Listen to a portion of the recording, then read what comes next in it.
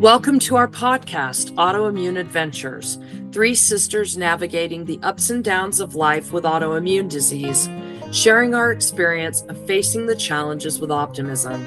We hope that even in the smallest way, this will help you navigate your autoimmune journey. We are not medical professionals, and the content of this podcast is not intended to be a substitute for medical advice, diagnosis, or treatment. We encourage you to address any medical issues you may have with your doctor.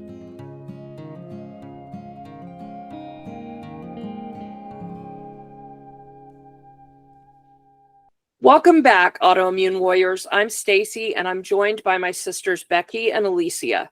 Today we're discussing a topic that a lot of us struggle with, eating on a budget with autoimmune diets. We know how challenging it can be to manage an autoimmune condition while sticking to a healthy, restrictive diet, especially when money is tight. So we wanted to share a few ideas with you to help you stretch your grocery dollars. But first, our Good Bit Minute. We want to tell you about a really cool organization called Flash Food. Flash Food's mission is to eliminate food waste at grocery stores while simultaneously providing shoppers with access to heavily discounted groceries. They partner with grocers to sell surplus food nearing its best-by date, preventing it from going to landfills and offering customers significant savings on everyday items. Ultimately, Flash Food aims to create a more sustainable food system that benefits both the environment and the consumers' wallets. I think we can all agree that that's a good thing for everybody involved, especially considering what inflation has done to grocery prices lately. For many people, ourselves included, food is a huge part of managing our symptoms. In fact, it is our number 2 of our big 6, a healthy diet with minimally processed foods that can have a real impact on reducing our symptoms. But healthy eating can sometimes feel like it's reserved for people with bigger budgets. We're here to tell you that eating healthy on a budget is totally possible. You just need a bit of planning and strategy and creativity. That's right. And today we're going to share tips on how to prioritize nutrient-dense foods, meal planning on a budget, and ways to get the most out of your grocery bill while still sticking to your autoimmune diet. And we recognize that everybody's autoimmune diet is going to look a little bit different. But in general, I think we've all found that sometimes whatever it is you're eating, whether you're going gluten-free or paleo or AIP, a lot of times there are things that are maybe a little more expensive. So if you've ever felt like eating healthy was too expensive, this episode is for you. Let's go ahead and jump in. All right, so we're going to kick things off with meal planning. It is definitely one of the best ways to keep your grocery budget under control. If you plan ahead, it helps you to avoid impulse buys, and it makes sure that you're getting the nutrients that you need without overspending. Have you ever heard the old saying that failure to plan is planning to fail? Well, when it comes to what you put in your mouth, this is truer than ever. When you have no healthy food purchased or prepared, you will be much more likely to reach for whatever quick processed food you have on hand, or the candy that your kid brought home from school, or the crackers that you're supposed to save for the good cheese, but you just got the munchies and they're there in your eye space. If you have a plan, it's a lot easier to stay on task. And our number 1 tip to save money is meal planning. So we understand that we don't have all the time and energy in the world. We have our power bar, and it's going to take some of our power bar to create a meal plan. The key here is to create a realistic meal plan. You want to make sure that you are going to be picking meals that are easy to prepare, that use similar ingredients, and most importantly, that are satisfying and that you're going to enjoy eating. So I found that planning 3 to 4 days at a time works best for me, so I'm not wasting food or money. But sometimes I can get a whole week of planning done, and that is even better. I would say make your meal plan according to what works best for you. I know some people that will have a very strict, we're going to eat this on Monday, Tuesday, Wednesday. I am what am I in the mood for, or what sounds good tonight kind of person. So I tend to instead pick meals over the course of the week and then say, okay, tonight this one sounds good.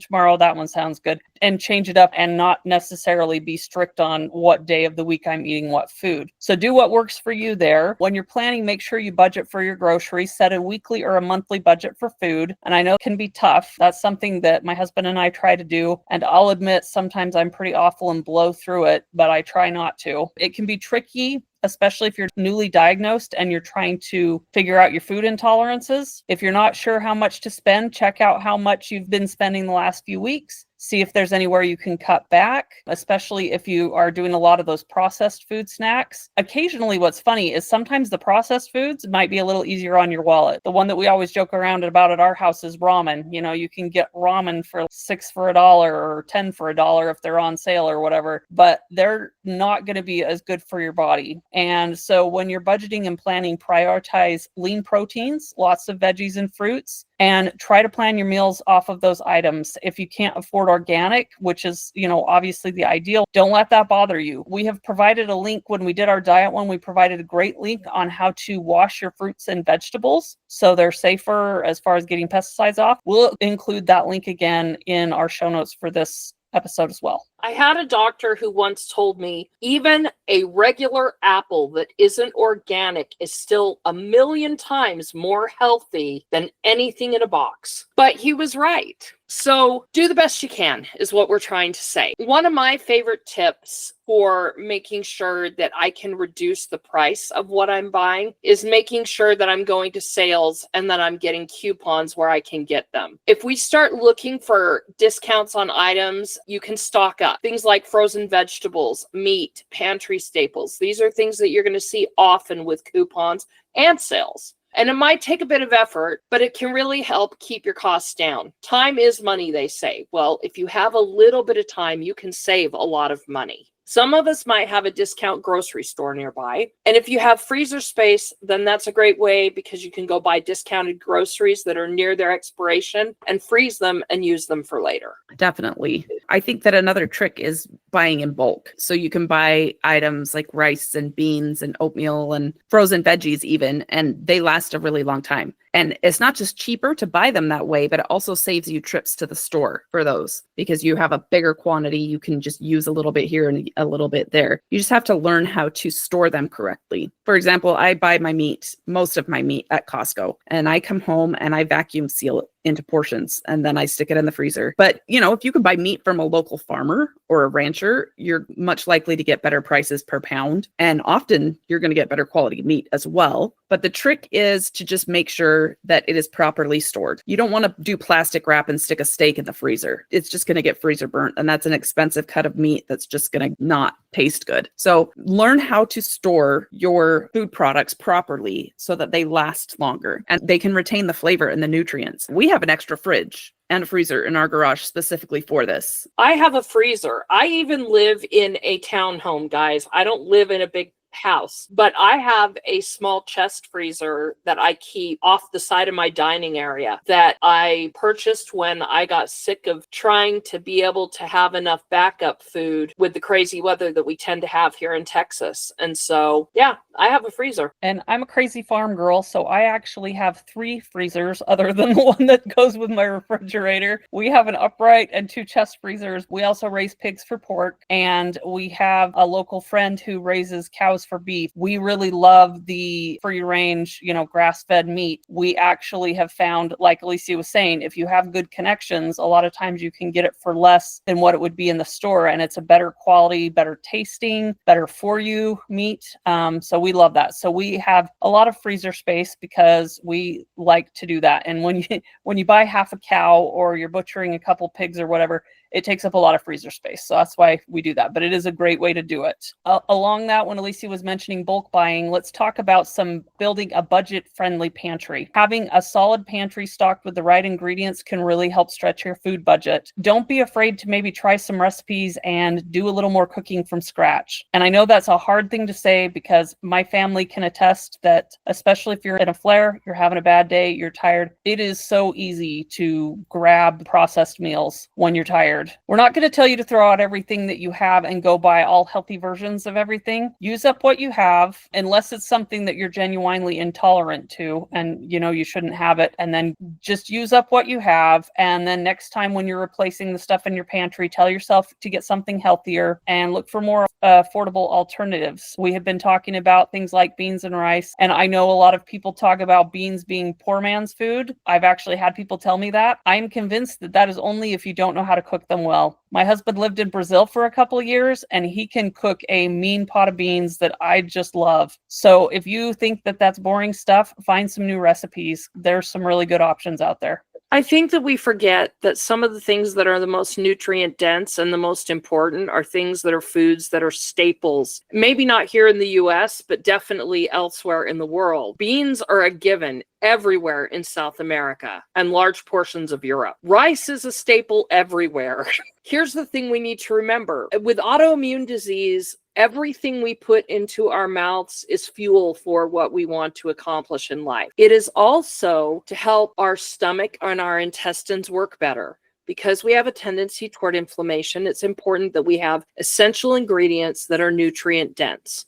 So things like canned or dried beans, rice, quinoa, sweet potatoes, frozen veg, all of these are affordable, they're versatile, and they're extremely nutrient dense and healthy for us. And these staples can be used in a variety of dishes. And they're perfect for a budget-friendly autoimmune meal plan. And here's the other thing that people don't mention. Beans are usually pretty fast. They're kind of a set it and go thing. So you take beans out the night before you want to cook them. You stick them in water and let them soak overnight if you really want them nice and soft. It's hands off. Throw them in an Instapot or a slow cooker and let them go all day long. It's nowhere near as physically exhausting to prepare a pot of beans as it is to cook a full meal. Get yourself a good rice cooker, make some rice, make some beans, throw some beans over some rice, and you're good to go. Now, I'm not saying you want to do that every day, but it is budget friendly and it's extremely healthy, and you're not going to come away from it being obese and sick from eating good, healthy food. Those are the pantry staples that we think are important, but we'd love to hear from you what some of the pantry staples are that you have on hand that are your go-tos as well. A couple of my go-tos. I always have canned coconut milk and canned tomatoes because those, I use them a lot, and I use them in soups and stews and curries, and they add a lot of flavor and richness to those dishes. Also, coconut milk is my go-to substitute for recipes that call for dairy. So I can do a little bit of dairy, but I generally try to avoid it as much as possible because it is inflammatory. I like to have coconut milk on hand. It's creamy, it's thick, it has a very similar consistency to heavy whipping cream, but it does have a little bit of a flavor. I don't mind that. And on the lines of coconut, I also have coconut oil in my pantry at all times, avocado oil and olive oil. I banished vegetable oil and canola oil from my kitchen years ago. So I have good oils. I also have a wide variety of different vinegars and spices, and I use those all the time. Those are staples in my pantry. What about you, Becky? Do you have staples? I do, and a lot of the ones you just mentioned are ones that I have too. I found, because I tend to be a penny pincher about things, it was hard to make that conversion to healthy oils like olive oil and coconut oil and avocado oil, because when we're talking about budget friendly, it is actually cheaper to get canola and vegetable oil. But that's actually, in my opinion, I found that's one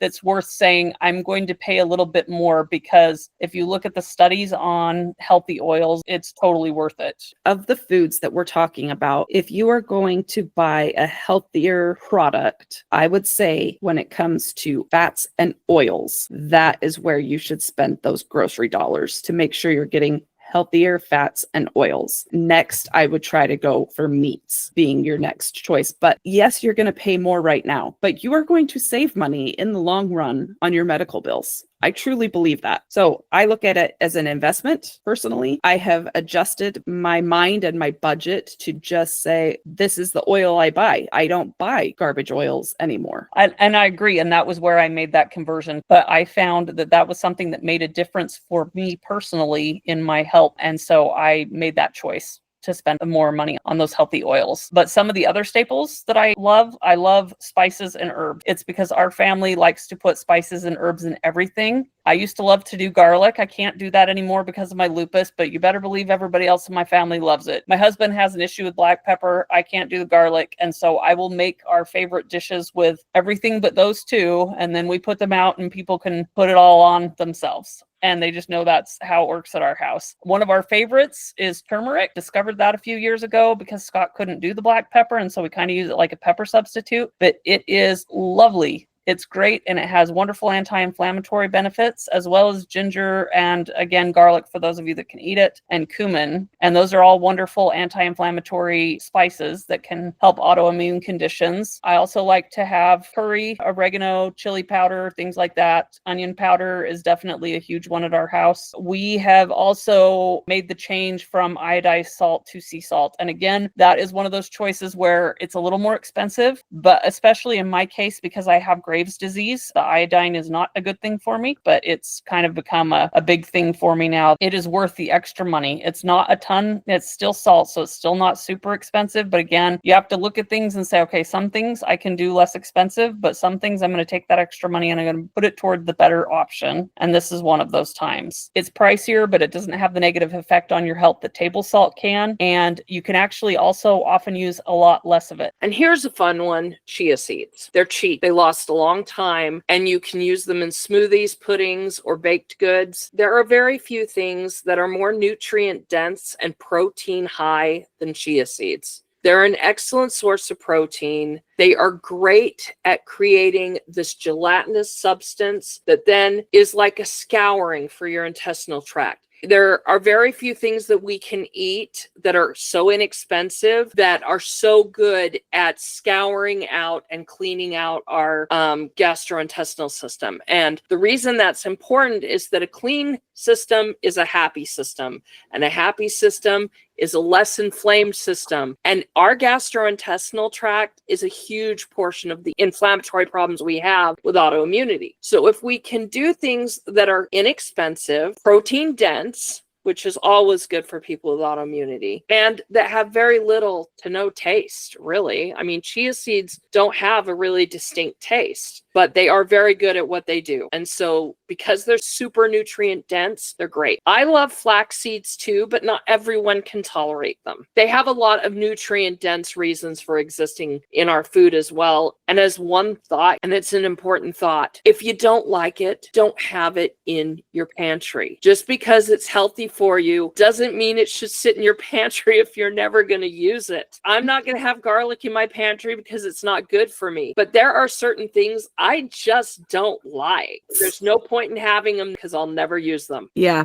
canned beets or even refrigerated beets I bought one time. I'm like, these are so good for you. They're such a good starch, but I'm telling you, they just sat there uneaten forever because I hate beets. So I try beets. I'm not a fan, but my husband loves them, so we do have them. But it's true. I like beans in a lot of forms, but for whatever reason, I can't stand lima beans. That's one that it's just not going to fly for me either. Here's the thing, just like Stacy said, if you're not going to eat it, don't have it. But at the same time, at least try it. That doesn't mean go out and buy a bulk thing of it. Try a smaller version. Try some new recipes. If you've never really used it before, try some recipes. See if you could like it, if it would be worth your time. If it's really something you're never going to eat because you just can't stand it, then don't do that to yourself. exactly. So if you stick to a few versatile ingredients, you can create tons of delicious and nutrient-dense meals on a tight budget. Here's an out-of-the-box tip for you. If you need help putting recipes together with these ingredients, you can ask ChatGPT or Gemini or whatever AI platform you use to help you find recipes and create a meal plan. How cool is that? I've been doing that lately and it's kind of fun. Put in what I basically want. Like this week, I'd like to eat at least one serving of salmon. Please put chicken in for a couple of days. Give me a beef meal, a pork meal. I give it basic parameters and then I let it build it. And then if it comes up with a recipe that I absolutely hate, I say, everything except this, find me a new recipe. And it can do that. And it's so much easier than digging through a cookbook. And I'm not saying cookbooks aren't great. I've got some that I love, but it's not always the answer. Yeah. And one of the other cool things it can do, if it's like the day before payday and you just do not have the grocery budget to go shopping, but you have a handful of random stuff in your fridge or your freezer or your pantry or whatever, you can say, hey, ChatGPT, I have these ingredients. What can I make out of them as a meal? And I know there are apps that do that as well, but that's just a quick way to be able to use what you have on hand. Another way to save some money and make your dollars stretch. Obviously, as we're talking about doing recipes, one of the single best ways to stay in your food budget and stick to your dietary needs is cooking at home. It is obviously cheaper than eating out. And even though, again, we're talking about Power Bar, how much we have of it versus convenience, sometimes that means planning ahead, like we said. I promise, though, you will find that if you take those few extra minutes every day to actually actually cook at home instead, you're going to feel better and you're going to save more money. And the reason you're going to feel better is because I think we can all attest that as much as it's fun to go eat out sometimes, it is really, really challenging when you have a lot of dietary restrictions to make sure that all of those things are met. Even if there's just a little bit of cross-contamination, that's enough that you can have that inflammation that really just messes you up and you get into a full flare. There's a lot of benefits from choosing to eat at home. And I'm not saying don't ever go out to eat, but if you're somebody who likes to eat out like all the time, you might want to consider cooking from home a little more than you currently do. I think that's definitely true. You don't have to be a professional chef. You can learn simple techniques about how to chop vegetables, saute, and roast. It'll save you a lot of time and money in the kitchen. If it isn't something you've learned yet, you don't need to be intimidated. Remember, cooking is just another skill for you to learn on your self-care journey. There are so many online resources to help you. Get on YouTube, find a video. There is a video for everything. There are so many sources, and it can be a lot of fun, especially if you do it with your partner or your kids. I'm going to tell you right now that when you are a poor college student, one of the greatest gifts that your parent can have given you is an ability to cook for yourself. It gets you dates, it gets you friends, it makes life easier at college. It's a huge, huge plus. I just have to say, it was so cute because my son that's in college was home this past weekend, and he was telling me how excited he was about these meals he was cooking for himself and how none of his roommates knew how to cook. And he talked to me about how he roasted broccoli and cauliflower, and he ate the whole pan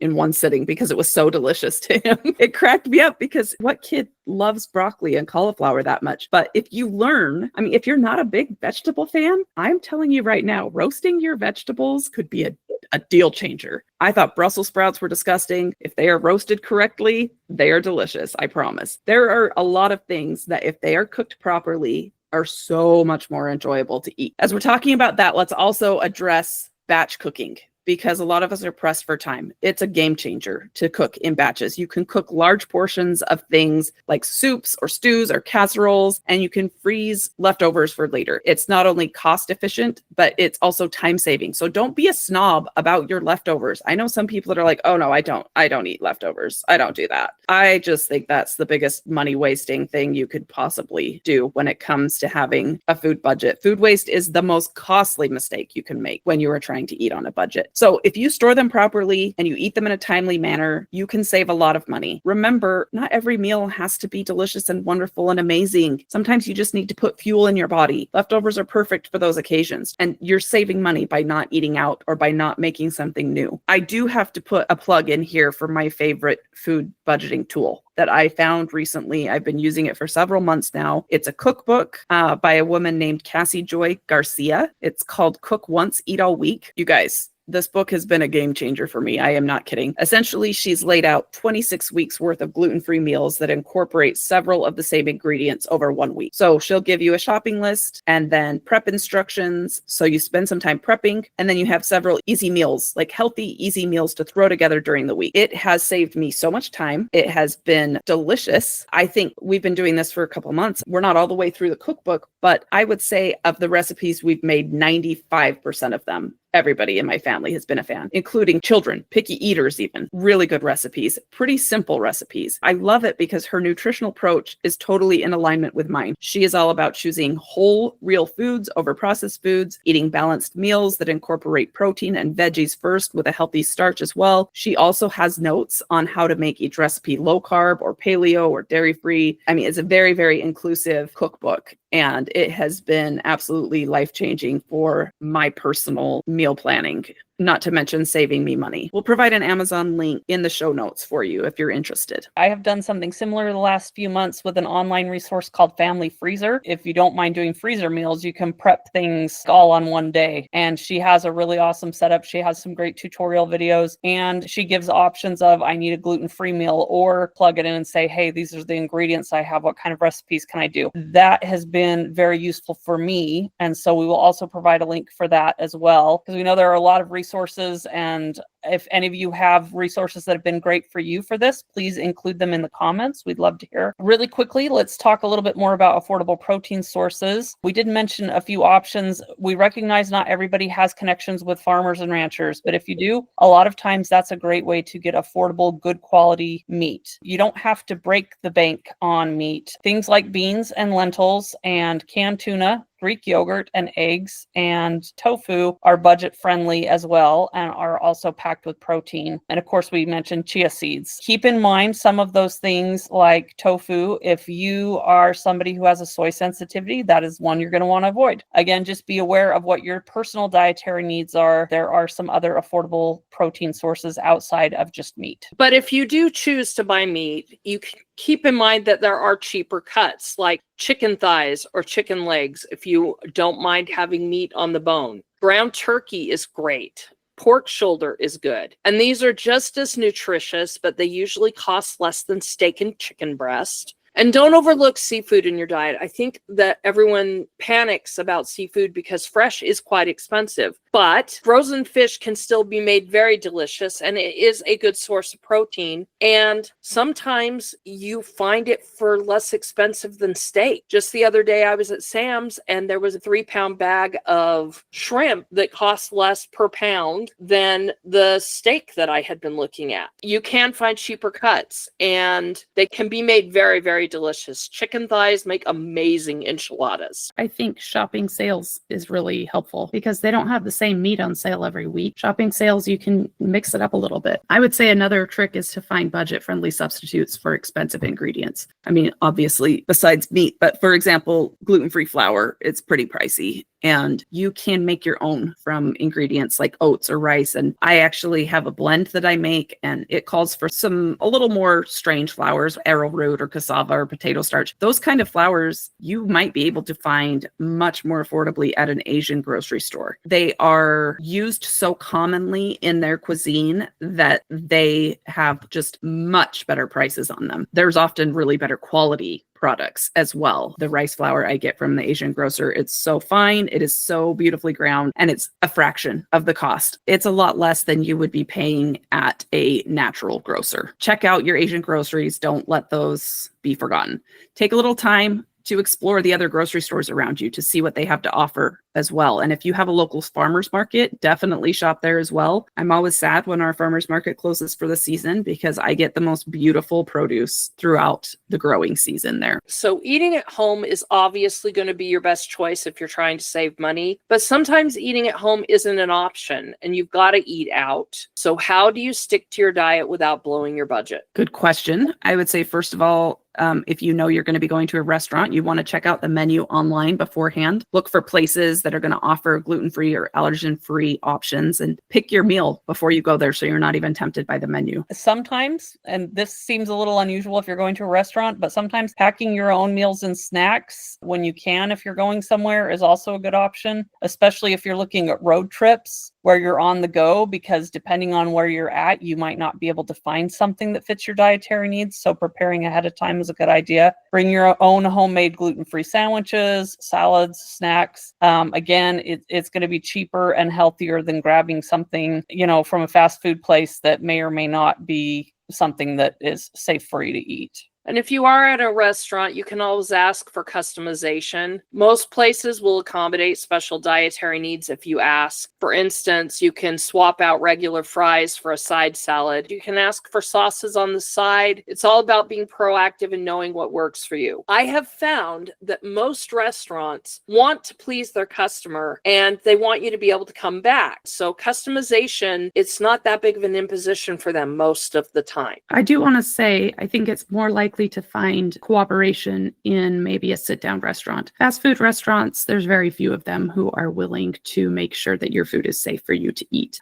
There are some, but it's harder to find. I would also say, when you do have a good experience, please leave a good tip. Say something to your waiter or waitress. I really appreciate you guys going out of your way to make this happen for me. I have left beautiful reviews online for restaurants that have made my experience dining there safe and enjoyable. To wrap up, we want to talk about finding support and resources. There are so many online communities and support groups for people with autoimmune disease. We've mentioned them before, and there are ones specific to those that are trying to manage their diet. These groups often share budget-friendly recipes and tips and even sales on products. I have seen posts about that. I absolutely love my Facebook groups for recipe sharing and for ideas. I would agree. I'm on a few different ones. They have some great options. People that are going through the same thing as you and maybe who've had more experience and have had a lot of fun experimenting can share their good recipes, and it's a great way to go. You might also want to check out affordable cooking classes or workshops, whether in person or online. Some cities offer low-cost cooking classes, like we mentioned before. And if you're struggling financially, there's no shame in getting government assistance. Programs like SNAP, which can help with food costs, and many states offer special programs for people with medical conditions. So please don't hesitate and explore those options, because everyone deserves to have healthy food available for them. One more resource that I can personally recommend is an app that I was referred to by one of my Facebook groups. It's called Plan to Eat, and I am totally in love with it. It's not a recipe service app. It's essentially an app where you can build your own digital recipe book. So I don't know about you guys, but I'm constantly saving recipes that I see on social media posts, or I'll do a Google search for, dairy-free yogurt recipe or whatever. And then I'll have 1,000 bookmark recipes from all these searches that I've done. Sometimes it's not so easy to find them. This app takes those links and it creates a recipe card for you in the app. It cleans all of that dumb stuff out, and you have a recipe card. You can add your personal recipes to it. You can track nutrition and macros. You can create meal plans. You can create shopping lists. This app has been so helpful to me. I cleaned up my recipe cupboard and saved all of my online recipes in a couple hours one afternoon, and I love it. It's organized. It's easy to find what I'm looking for. So if you want to try it to help yourself get a little more organized and keep track of your recipes, we can give you a referral link for 20% off. You can go to plantoeat.com/ref/autoimmune adventures, and we'll have the link for that on our blog as well. Just to wrap up, eating on a budget with autoimmune conditions is absolutely doable. It takes a little practice. You might have to get a little creative, and you might have to go out of your comfort zone if you're somebody who doesn't normally cook for yourself. But with a little planning and creativity and resourcefulness, it can definitely be done. Yep, absolutely. So stick to the basics: meal planning, shopping smart, and cooking at home. Remember, it's okay to take small steps. Every change that you make is a step in the right direction. This is no different than any other part of your self-care plan. It is a skill that you are learning to do. We hope this episode gave you some practical tips and inspiration for managing your autoimmune diet without breaking the bank. Remember, you got this. You do. Thanks for tuning into Autoimmune Adventures, and we'll catch you next time. Don't forget to keep experimenting with new recipes and ingredients. Take care, everybody. Happy cooking. Remember that you are worthy of joy. Your disease does not define your life. You do.